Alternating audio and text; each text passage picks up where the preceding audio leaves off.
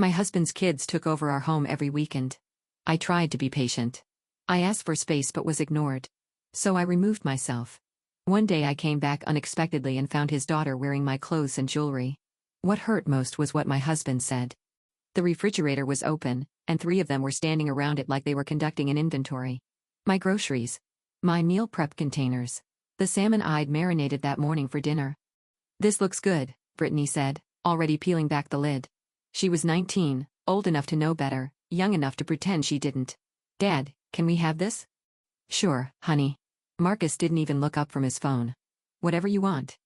I stood in the doorway of my own kitchen, holding a bag of lemons I just picked up because the recipe called for fresh citrus, and watched his daughter scrape my carefully prepared dinner onto a plate for herself. "That was for tonight," I said. Brittany glanced at me like I'd said something mildly interesting but not worth responding to. Her brother Kyle, 22, was already rummaging through the pantry, pulling out the imported crackers I kept for myself. The good ones. The ones that cost $14 a box. "We can order something," Marcus said, still not looking up. "It's fine." It wasn't fine. They'd been doing this for nearly a year.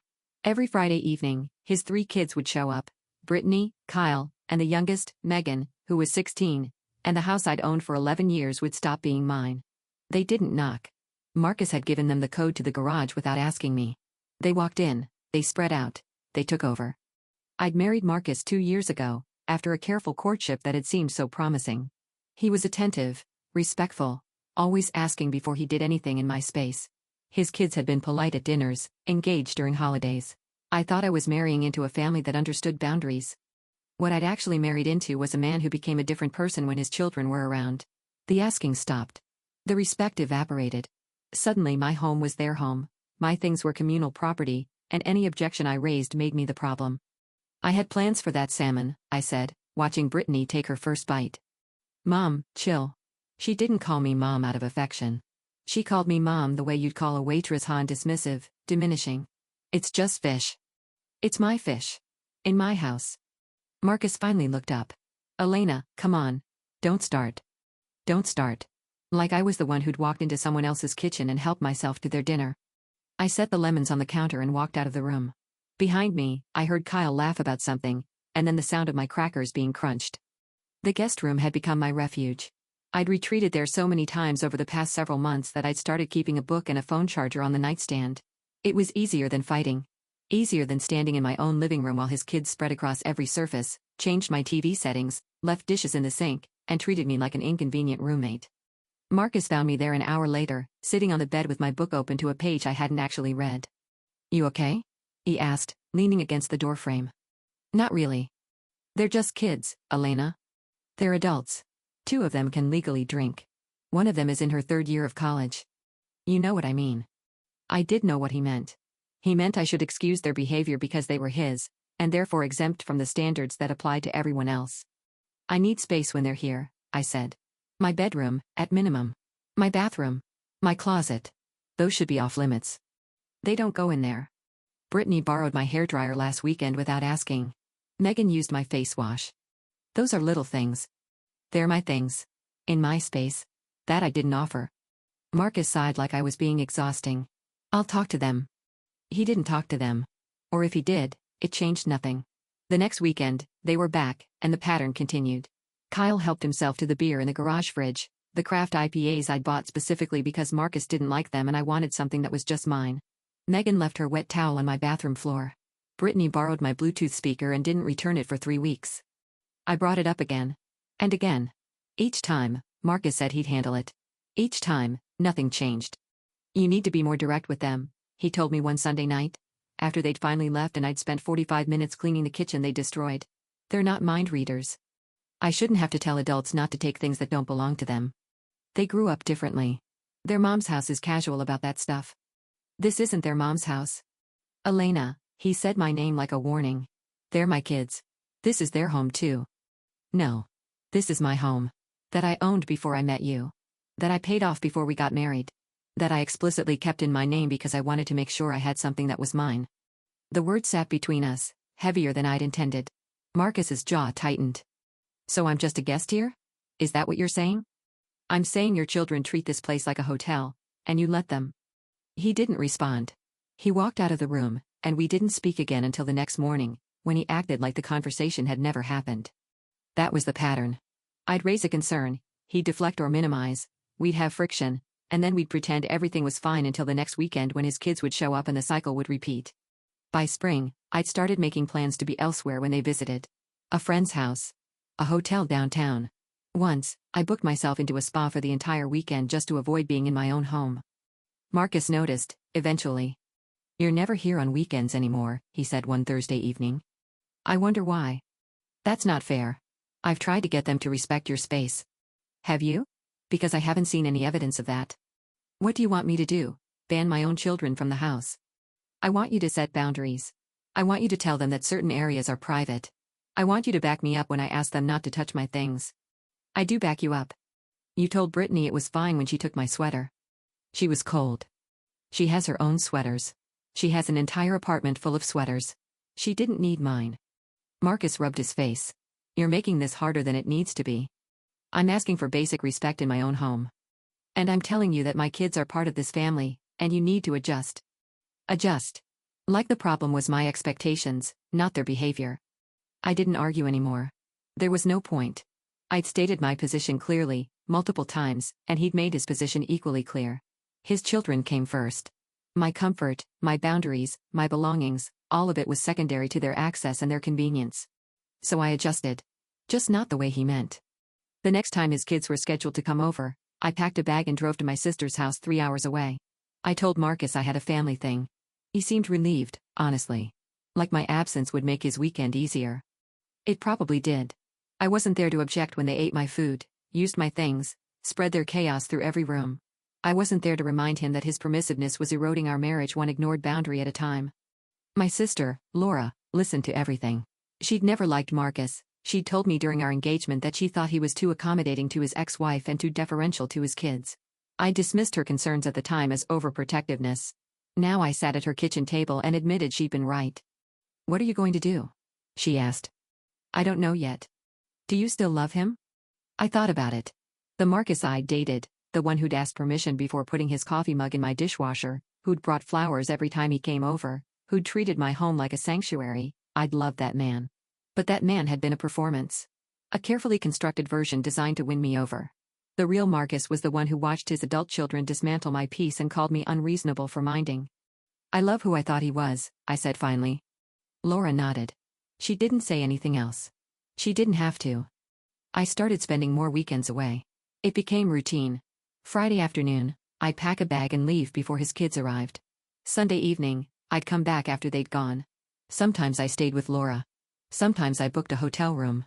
Twice, I just drove, no destination, just hours on the road with podcasts and my own thoughts, trying to figure out what I wanted my life to look like. Marcus didn't fight me on it.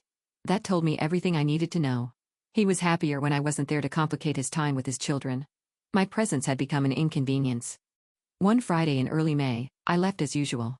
I told him I was going to Laura's, but I actually drove to a small bed and breakfast about an hour outside the city. I needed quiet. Time to think. What I was thinking about was divorce. Not rashly. Not emotionally. I'd spent weeks considering it from every angle. The finances were straightforward, the house was mine, and we'd kept our assets largely separate. We didn't have children together. The marriage had been just over 2 years, which felt like nothing in the span of a life. But ending it still meant admitting failure. Admitting I'd made a mistake, that I'd ignored red flags, that I'd married a man who valued me less than I deserved. On Saturday afternoon, I got a call from my neighbor, Ellen.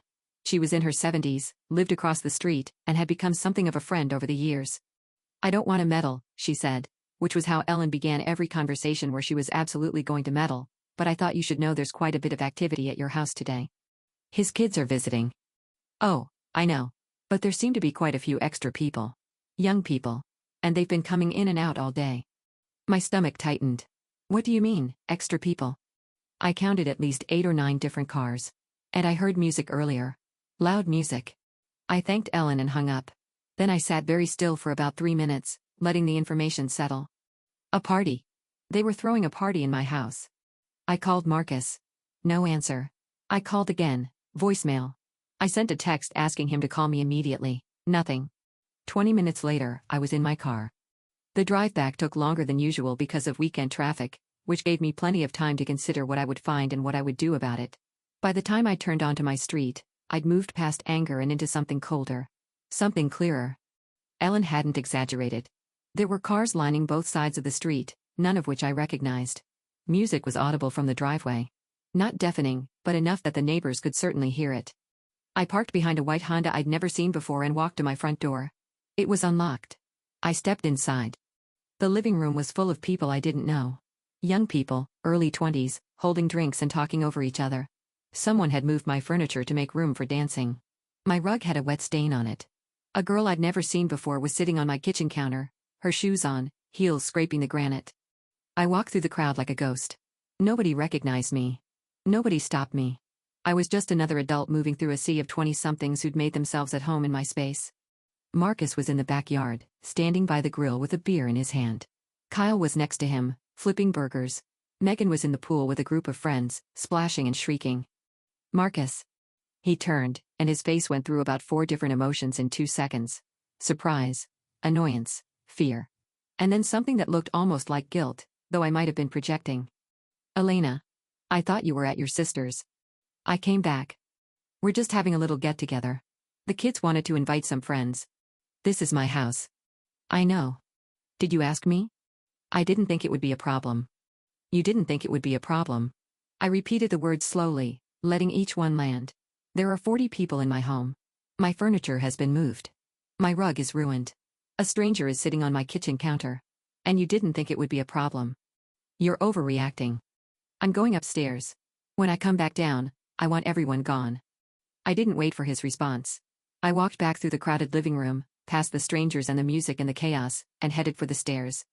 The master bedroom door was closed. I thought that was odd.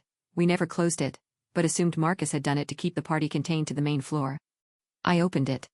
Brittany was standing in front of my closet, wearing my cream silk blouse, the one I bought in Paris, the one that cost more than most people's monthly car payments, and a pair of my black trousers. She had my jewelry box open on the bed. My grandmother's earrings were in her ears.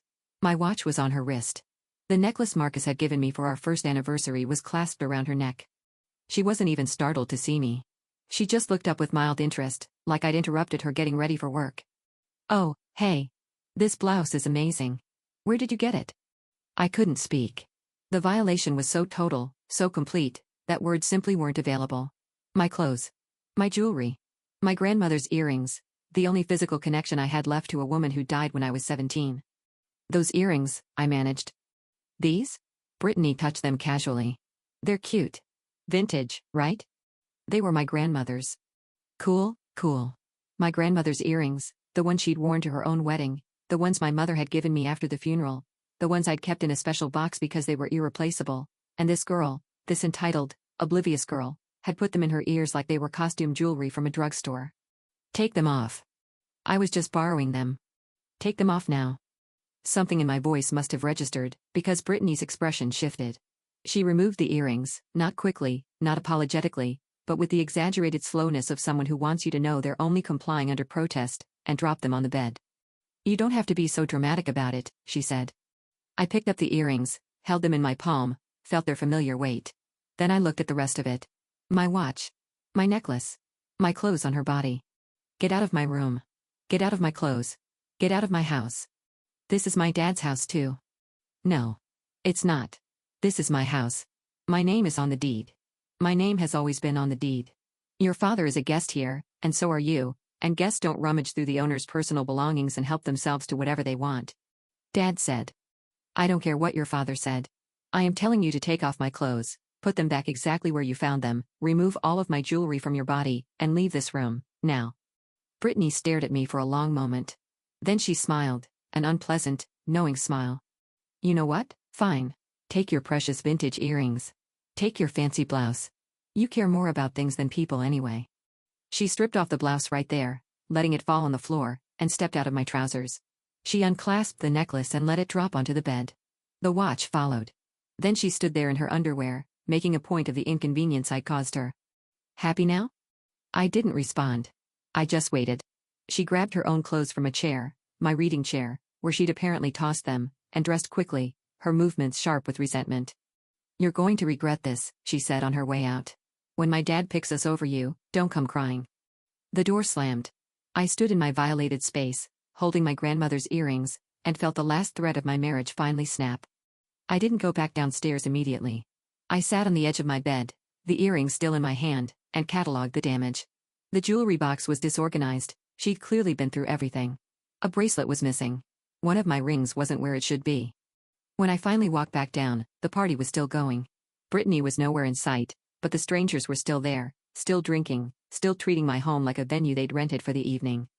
Marcus met me at the bottom of the stairs. "You upset Brittany?" She was in my closet. Wearing my clothes.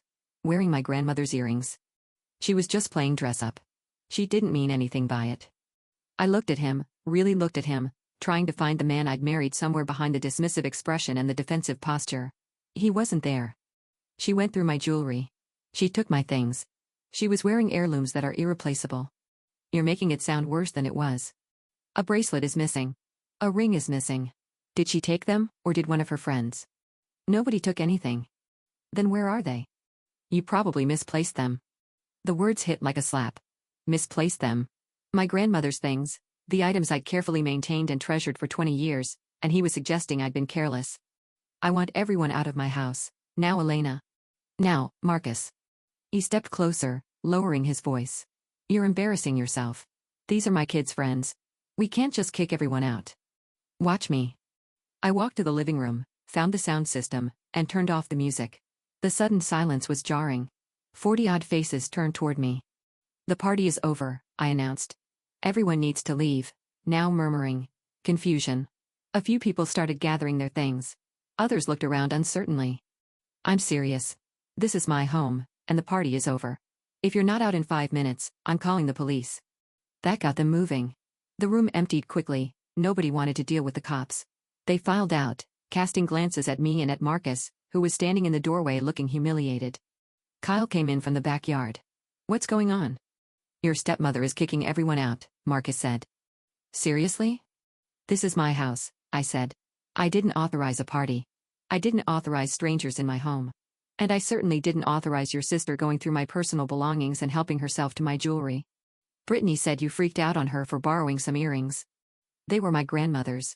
And she was wearing my clothes, my watch, and my necklace without asking. Kyle shrugged. So? It's not like she was going to keep them. I turned to Marcus. Do you see what I'm dealing with? I see my wife throwing my children out of the house because she can't share. The words landed in the silence. Share. Like the issue was my unwillingness to let people borrow things, not the systematic disregard for my boundaries, my property, my autonomy in my own home. I'm not going to share my grandmother's jewelry with someone who doesn't ask, doesn't care, and calls me dramatic for wanting it back. You need to calm down. And you need to decide whose side you're on. There shouldn't be sides. We're a family. Are we? Marcus didn't answer. Megan came in from the pool, wrapped in a towel, and took in the scene. What's happening? Your dad's wife is having a meltdown, Kyle said. I am not having a meltdown. I am setting boundaries that should have been set a year ago. Boundaries. Brittany had reappeared, fully dressed now, her arms crossed. You mean rules that only apply to us, not to you. What rules have I imposed on you? Other than don't take my things without asking? You don't want us here. You never have. You tolerate us because you want Dad, but you'd be happier if we just disappeared. I would be happier if you treated me with basic respect. If you asked before using my things. If you didn't throw parties in my house without permission. If you acknowledged that I have a right to privacy and ownership in my own home. See? Brittany looked at Marcus. She just admitted she doesn't want us here. I didn't say that. You basically did. Marcus held up his hands. Okay, everyone calm down. Elena, Brittany, both of you take a breath. Don't tell me to calm down in my own house. Then stop acting like a crazy person.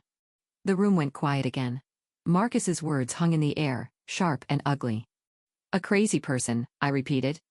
You know what I mean. I know exactly what you mean. You mean I'm overreacting. You mean I'm being dramatic. You mean I should let your daughter go through my closet and wear my dead grandmother's earrings and just smile about it because anything else makes me crazy. That's not. It's exactly what you said. And it tells me everything I need to know about where I stand with you. I looked at the four of them, Marcus and his 3 children, united in their certainty that I was the problem. That my expectations were unreasonable. That my attachment to my own belongings was pathological. I think you all should leave, I said. Leave? Marcus looked genuinely confused. Elena, this is. My house, yes. I keep saying that, and you keep forgetting. So let me make it clear. I want you and your children to leave, tonight. I need time to think. You can't be serious. I've never been more serious about anything in my life. There was a long pause. Marcus searched my face for some sign that I was bluffing, that this was a dramatic gesture I'd walk back once I'd calmed down. He didn't find what he was looking for. Fine, he said finally. If that's how you want it. It's how it has to be. He gathered his things. His kids gathered theirs. I watched them collect belongings from various corners of my home, a jacket here, a phone charger there, possessions that had accumulated over 2 years of treating this place as theirs. Brittany walked past me without speaking. Kyle didn't acknowledge me at all. Megan, at least, had the grace to look uncomfortable. Marcus stopped at the front door. I don't know what you think this is going to accomplish. I don't expect you to understand. I love you, Elena. If that were true, you wouldn't have spent 2 years choosing your children's convenience over my well-being. He had nothing to say to that. He walked out. I heard his car start, then pull away. Then another car. Then another. And then, finally, silence. I spent the rest of the evening cleaning.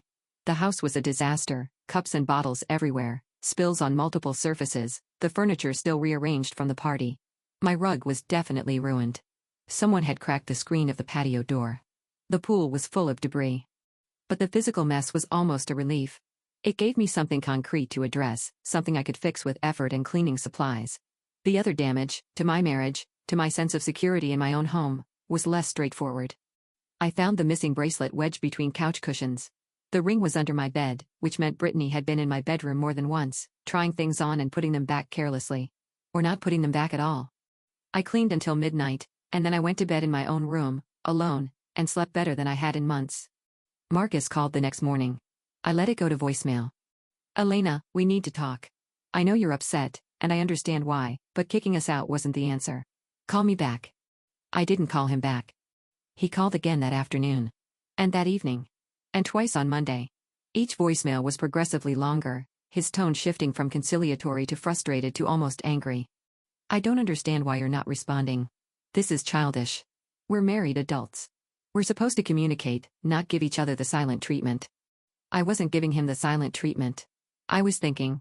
Carefully, methodically, without the pressure of his presence or his children's. I thought about what I wanted my life to look like. I thought about whether there was any version of this marriage that could work.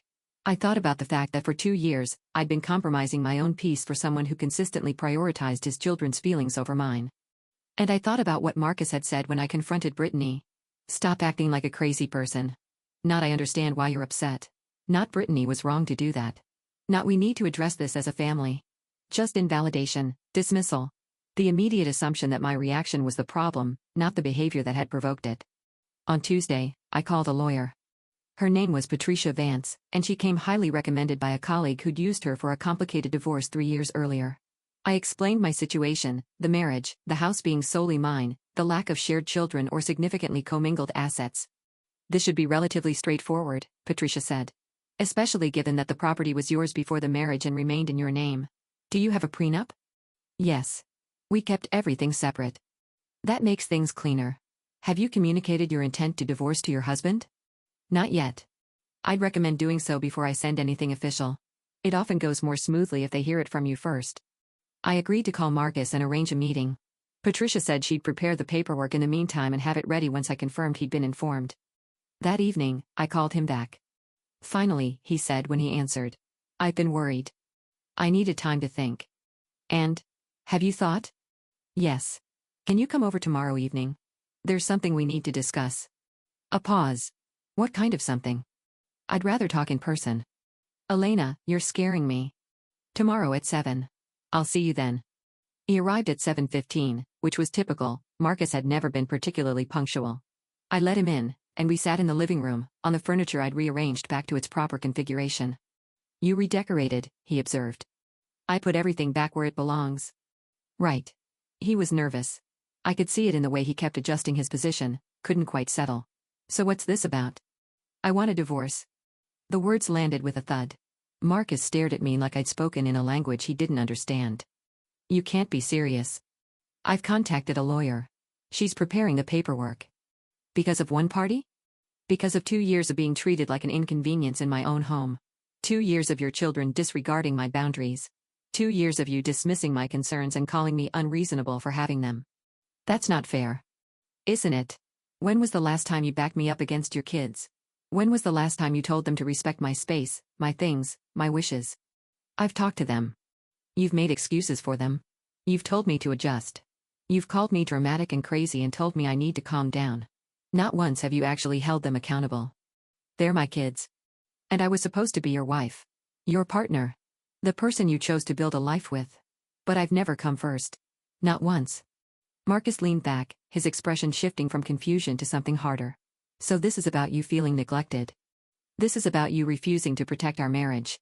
About your daughter going through my personal belongings and you telling me I was overreacting. About your children treating me like an obstacle to be worked around, and you letting them. You never gave them a chance. I gave them 2 years of chances. I let them eat my food, use my things, spread through my home every weekend. I retreated to the guest room to give them space. I started leaving entirely because that was easier than fighting a battle I couldn't win.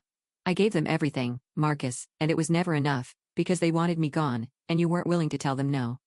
He didn't respond. He sat there, processing, and I could see him trying to formulate a counter-argument. I love you, he said finally. I believe you think you do. But love means putting someone first sometimes. It means defending them. It means recognizing that their needs matter. You've never done any of that for me. I can change. It's too late. How can it be too late? We've been married 2 years. That's nothing. We can work through this. I don't want to work through it. I want to be done. The finality in my voice seemed to reach him. His face changed, the defensiveness dropped, replaced by something that might have been grief. Please, Elena. Don't do this. It's already done. He left that night with the clear understanding that I wasn't going to reconsider. I told him my lawyer would be in touch. I told him he could arrange a time to collect his remaining belongings when I wasn't home. I told him I didn't want to hear from his children again. They're going to be devastated, he said at the door. I almost laughed. No, they're not. They're going to be relieved. They wanted me out of your life from the beginning. Now they're getting their wish. That's not true. It's absolutely true. And the fact that you can't see it is exactly why we're here. He had no response to that. He walked to his car, got in, and drove away. The divorce was, as Patricia had predicted, straightforward. Marcus contested nothing. There was nothing to contest. The house was mine, our finances had remained separate, and we had no children to negotiate custody over. It was simply a matter of dissolving a partnership that had never really worked. He called me once, about a month into the proceedings. I've been thinking a lot about what you said, he told me. About not defending you. About putting the kids first. Okay. You were right. I didn't see it at the time, but I've been going over things in my head, and you were right. I let them walk all over you because it was easier than confronting them. I know. I'm sorry. I waited. I could hear him breathing on the other end of the line, waiting for me to say something, to accept his apology, to maybe crack open a door he could wedge himself back through. I appreciate you saying that, I said finally. But it doesn't change anything. Can't we try again? I know what I need to do differently now. You had 2 years to figure it out. You chose not to. I'm not going to wait around to see if you can actually follow through. Elena. I have to go. Good luck, Marcus. I hung up. He didn't call again. The divorce was finalized in early autumn. I got the paperwork, reviewed it with Patricia, signed where I needed to sign, and then went home to my empty, peaceful house. It had been almost 5 months since the party. 5 months since I'd kicked out Marcus and his kids. 5 months of silence and solitude and the gradual rebuilding of my sense of self. I'd changed the garage code. I'd changed the locks on all the doors. I'd installed a new security system with cameras that covered every entrance. Not because I thought they'd try to come back, I didn't think Marcus cared enough to make that effort, but because I needed to feel secure in my own space again. My grandmother's earrings were back in their special box, safe and untouched. The bracelet and ring were back where they belonged. I'd thrown out the ruined rug and bought a new one, something I'd picked out myself without having to consider anyone else's taste or preferences. Laura came to visit the weekend after the divorce was finalized. She brought wine and a cake from my favorite bakery. How do you feel? She asked as we sat on the patio, watching the sunset over the pool. Lighter. Good lighter or sad lighter? Good lighter. Like I've been holding my breath for 2 years and I finally exhaled. She nodded. I never liked him. I know. You told me. I didn't want to be right. Neither did I. We sat in comfortable silence for a while. The air was warm, the pool was clean, And nobody was going to show up uninvited to rearrange my furniture or raid my refrigerator. What's next? Laura asked. I don't know. I've been so focused on getting through the divorce that I haven't thought much about what comes after. That's okay. You don't have to have a plan. No. I guess I don't. For the first time in a long time, that felt like freedom rather than uncertainty. The future was unwritten, and it was mine to shape however I wanted. No compromises. No accommodations. No adjusting to make room for people who didn't respect me enough to ask before they took. The following weekend, I stayed home. I made dinner for myself, salmon, properly marinated, not claimed by anyone else. I ate on the patio with a glass of wine and a book. I left my things exactly where I wanted them and knew they'd still be there when I came back. At 8 o'clock, my phone buzzed. A text from a number I didn't recognize. This is Brittany. I heard about the divorce. I just wanted to say I'm sorry for how things went. I stared at the message for a long moment. Then I blocked the number and went back to my book. Some bridges aren't meant to be rebuilt.